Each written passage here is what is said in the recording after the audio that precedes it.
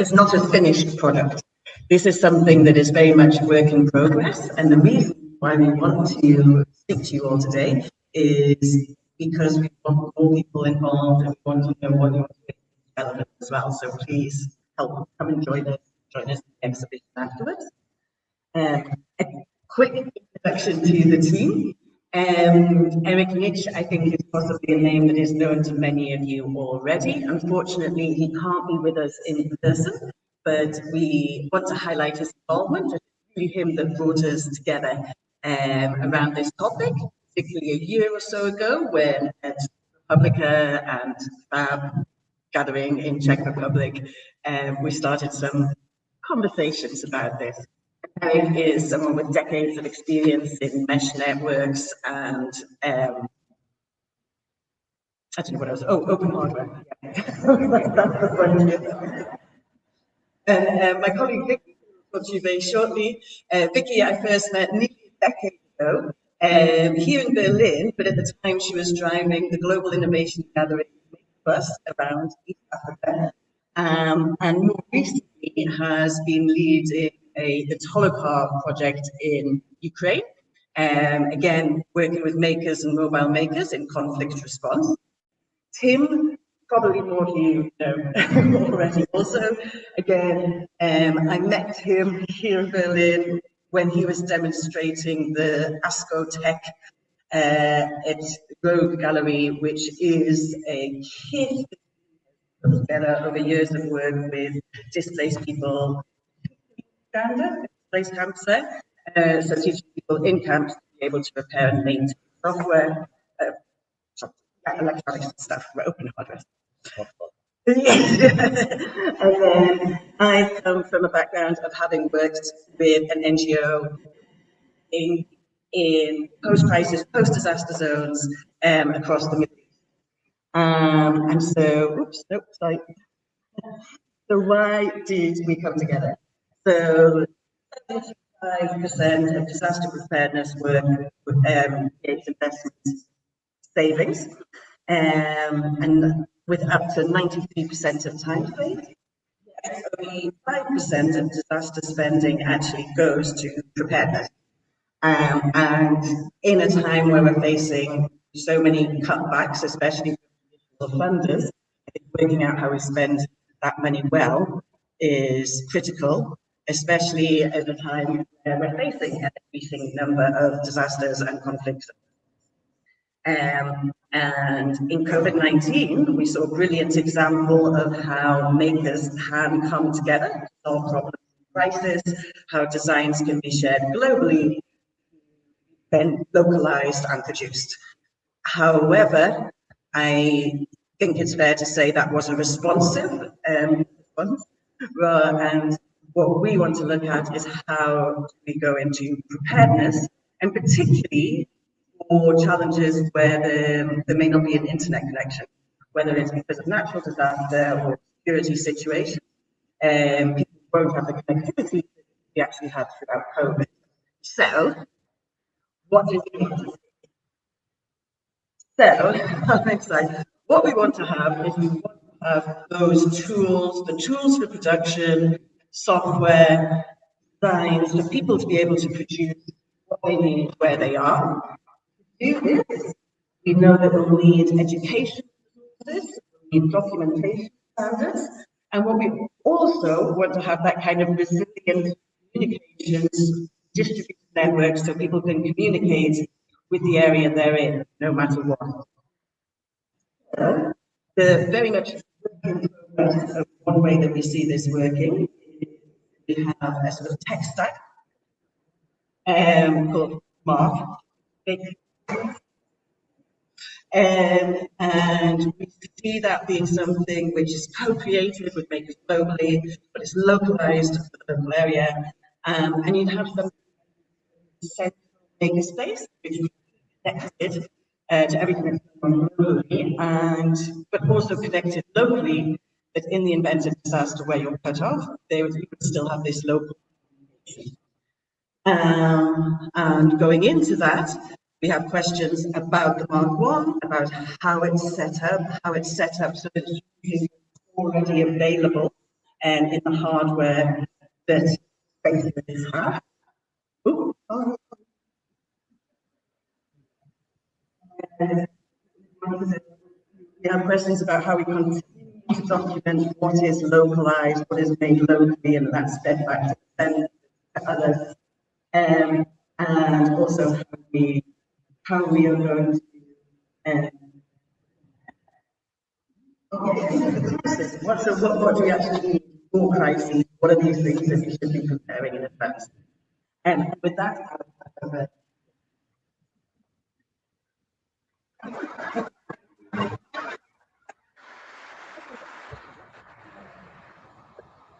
Of course, also products and I would say that many definitely clients and guys more about later, but definitely one more one example of already open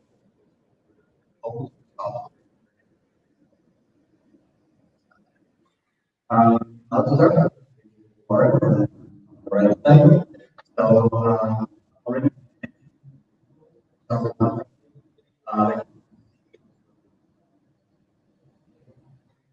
in parts there are others, but this example brought. So it's actually mesh node. Okay. I'll talk about the next slide, but then for example the operating system side where we document what the software of course probably know the long list.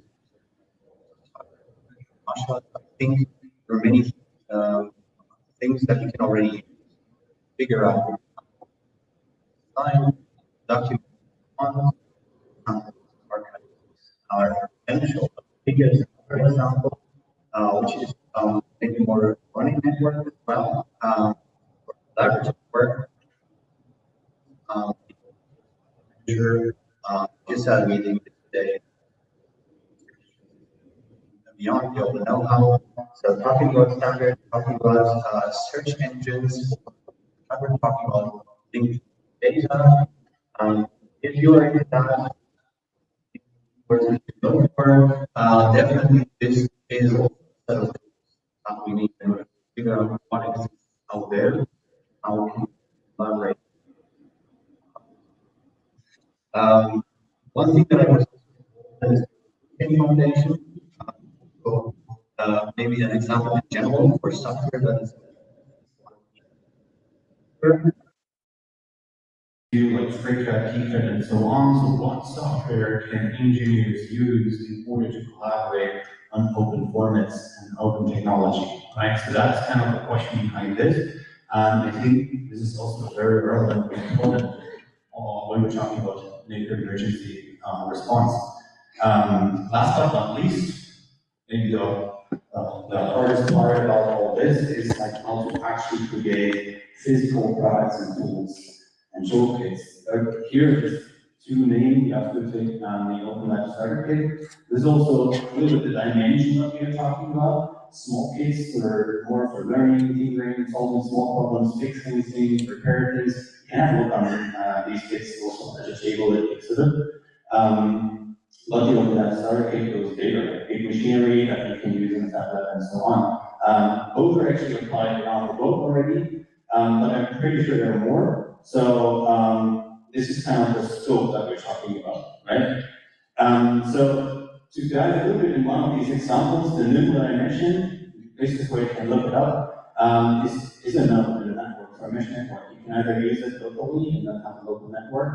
You can also connect it to the internet and then see how you can actually share knowledge. You share all the resources, the documentation, everything outside what you needed when you need to respond to certain crises, right? And that's a very essential component. And this one also will need active development and involvement to basically gather all the collections we have, to the software tools and knowledge that we can provide through this. Another example, again, I was involved in this one with my work in Uganda. It's basically the running kit, I would say, that was also named ASK project, which stands for Access to Skills and Knowledge Open Tech Emergency Case. The story is a bit longer. I can tell you how that emerged at the table, the exhibit, but in general, this was the general idea. Out of this, we developed a modular set of repair tools. This idea is surrounded around the repair toolkit, but it's not limited there, right? If you think about the modular toolkits, I think this is also a very essential resource. It's very organized, it's very topic specific for certain things, and can definitely have a wider variety of topics than just repair. But when we're talking about the things we need to provide, it's the knowledge transfer we want in these crisis situations. We want to definitely have access to tools and machinery to provide solutions, repair things, or even produce things. And in a wider sense, that's how we can connect and collaborate on those solutions. I think that it's just a glimpse of what's out there, but definitely make sure you involve yourself if you have a project that would fit into this category, so we can work together on a much broader scale of how these things can emerge. And I pass on the mic to Vicky for the final words.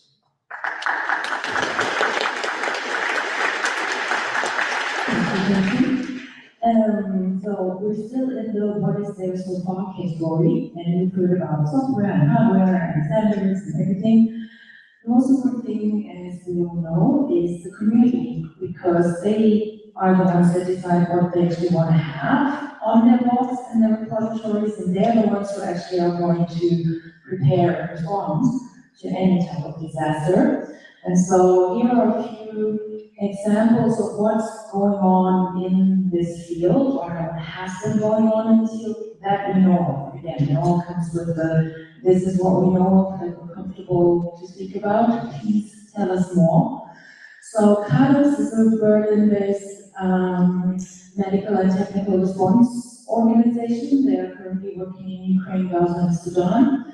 And they have last year done a congress in this building for one day about what they call solidarity prepping. So let's not all go into the forest and build a bunker and live on ravioli, but let's come together in solidarity and still prepare for disasters. No matter whether we live in a state that has a very highly equipped system of people whose job it is to prepare for disasters, or whether we live in a country that is completely different, let's prepare in solidarity.